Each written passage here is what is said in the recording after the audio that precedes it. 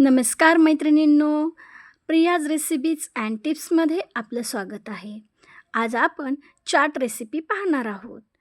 या ठिकाणी मी छोले चाट कसा तयार करायचा तो सांगितला आहे. तर पाहूयात. येथे मी साधारण 4 ते 5 तास छोले भिजत ठेवले होते. आता एक कुकर आपण गॅसवर तापवायला ठेवूयात. कुकर तापल्यानंतर त्यामध्ये साधारण 2 ते 2.5 टेबलस्पून या ठिकाणी मी तेल टाकून घेतले आहे. मैत्रिणींनो, मी डायरेक्ट छोल्याला फोडणी दिली आहे. आपणास वेळ असेल तर आपण आधी छोले उकडून घेतले तरी चालेल. आता जिरे मोहरी टाकल्यानंतर ते तडतडल्यानंतर या ठिकाणी मी अर्धा चमचा हळद, छोटा पाव चमचा हिंग टाकून घेतले आहे. छोले चाटमध्ये कधीही छोले तिखट करायचे नसतात, ते फक्त मिठाचे असतात, म्हणून या ठिकाणी आपण तिखट वापरलेले नाही. आता भिजवलेले छोले यामध्ये आपण टाकून घेऊया. चवीनुसार मीठ येथे टाकून घेऊया.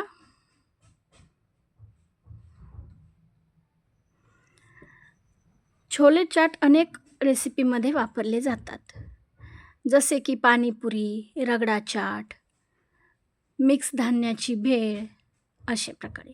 आता या ठिकाणी मी छोले बुडतील एवढे पाणी टाकून याचे झाकण लावून घेतले आहे.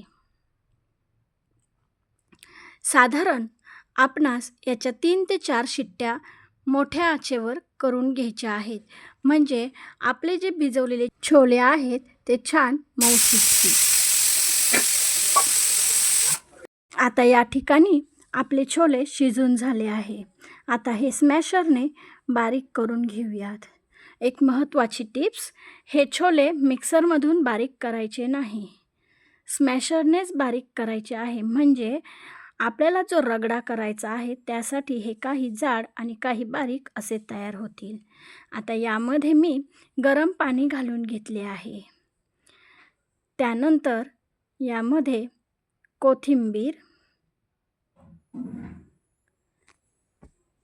सुहानाचा पाणीपुरी मसाला किंवा चाट मसाला देखील आपण येथे वापरू शकतो.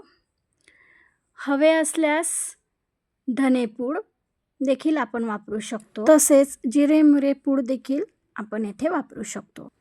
तर अशा प्रकारे आपला रगडा येथे तयार झाला आहे. हा रगडा आपण भेलपुरी चाट, चाटपुरी, पुरी चाट, शेवपुरी मसाला, दहीपुरी, पाणीपुरी, रगडा कचोरी, समोसा रगडा कचोरी यामध्ये वापरू शकतो. तर रेसिपी आवडल्यास सबस्क्राईब करायला नक्की विसरू नका. धन्यवाद.